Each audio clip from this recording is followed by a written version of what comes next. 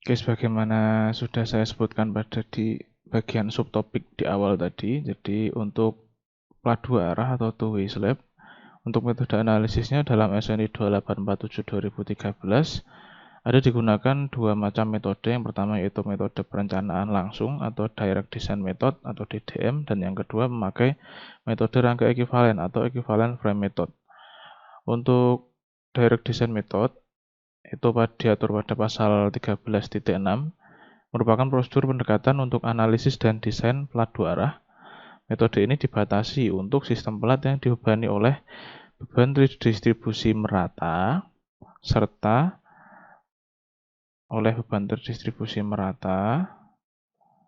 serta tertumpu oleh kolom-kolom dalam jarak yang sama atau hampir sama. Nah, ini poinnya. Serta tertumpu oleh kolom-kolom dalam jarak yang sama atau hampir sama. Metode perencanaan langsung ini menggunakan sejumlah koefisien untuk menentukan besarnya momen rencana pada lokasi-lokasi kritis. Kemudian metode yang kedua, nah ini cenderung lebih, ya bisa dibilang lebih rumit, iya, lebih simpel, iya juga. Ini tergantung penggunaan sih. Jadi struktur bangunan 3 dimensi dibagi-bagi menjadi beberapa rangka ekivalen 2 dimensi. Pembagian tersebut dilakukan dengan cara membuat potongan sepanjang garis tengah di antara kedua kolom. Struktur rangka dianalisis secara terpisah lantai per lantai dalam arah memanjang dan melintang. Nah, lebih jelasnya seperti apa nanti akan kita bahas belakangan. Pertama kita akan bahas dulu, kita bicarakan dulu ketebalan minimum plat dua arah. Jadi untuk plat dua arah ini kita kondisinya bisa ada balok dan tanpa balok. Jadi kalau tanpa balok tadi asal perbandingannya. Jadi kalau misalkan kita punya suatu luasan pelat, nah kebetulan posisi kolomnya itu ini pelat ya, pelat tanpa balok. Nah, jarak ini dan jarak ini kebetulan hampir sama atau rasionya kurang dari 2, dia kan termasuk di plat tanpa balok dua arah ya.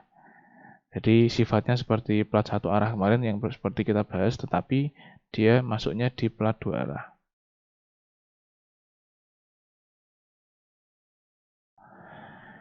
Itu ketebalan minimumnya bisa dihitung dengan persamaan ini.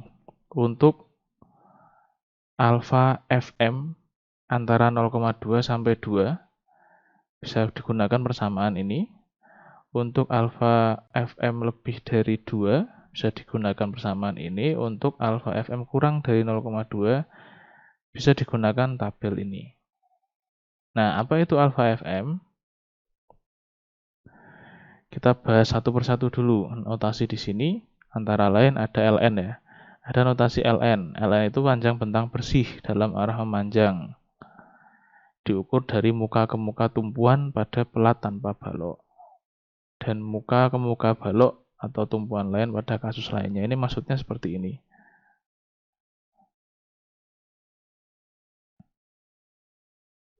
Jadi maksudnya kalau kita punya kolom ya, Dek.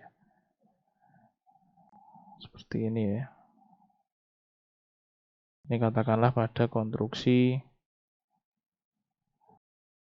pelat tanpa balok pada bangunan 2 lantai gitu misalkan.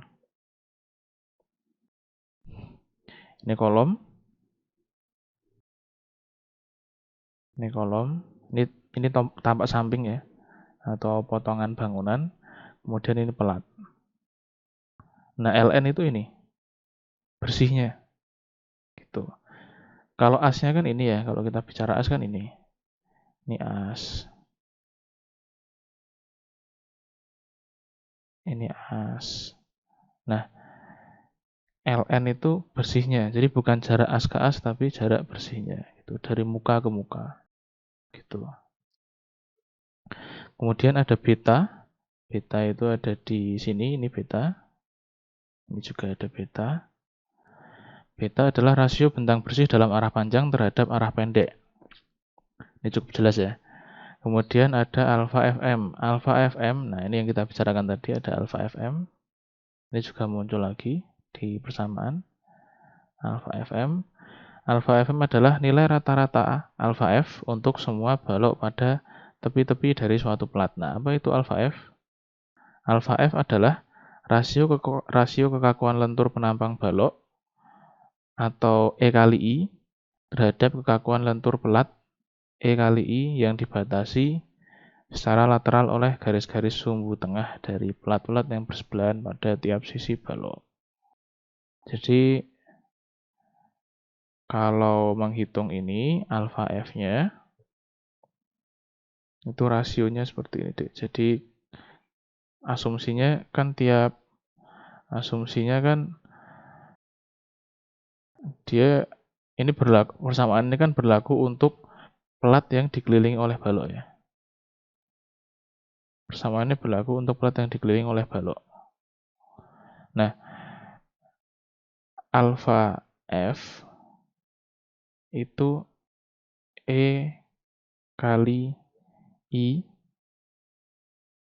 dibagi, ini balok ya, ini punyanya balok, dibagi E dikali I-nya slab atau pelat.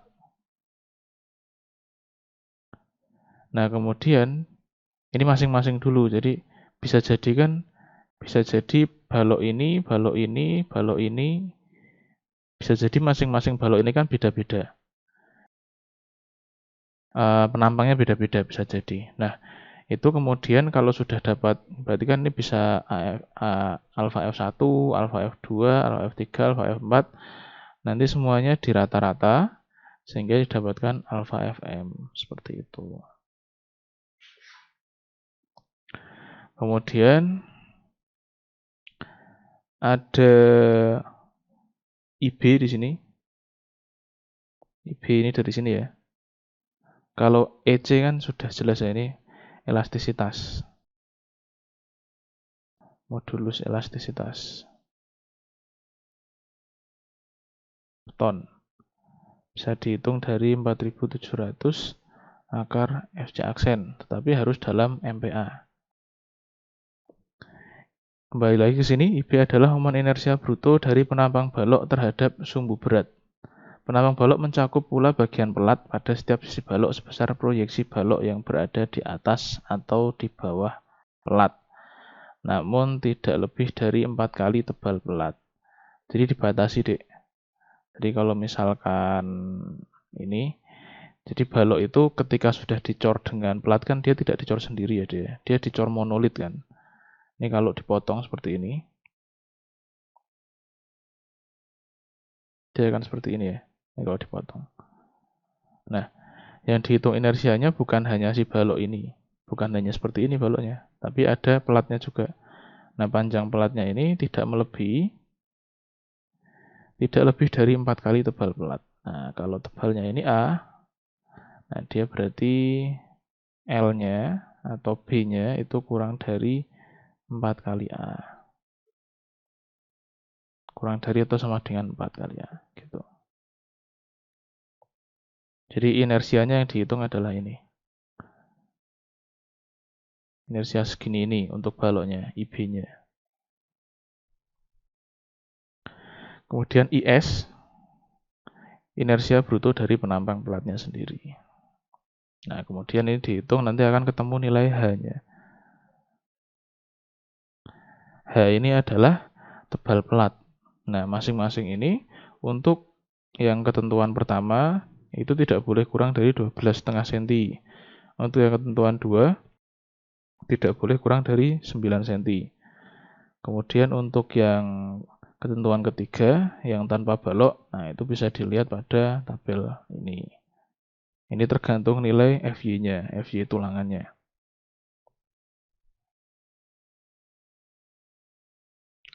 Ketebalan minimum plat dua arah, tebal minimum plat tanpa balok dalam seperti ditentukan dalam tabel 12D4 tidak boleh kurang dari 12 cm. Ini kenapa? Makanya kalau di gedung adik-adik sering menjumpai plat itu langsung ditembak 12 cm. Karena kalau dihitung sebenarnya butuhnya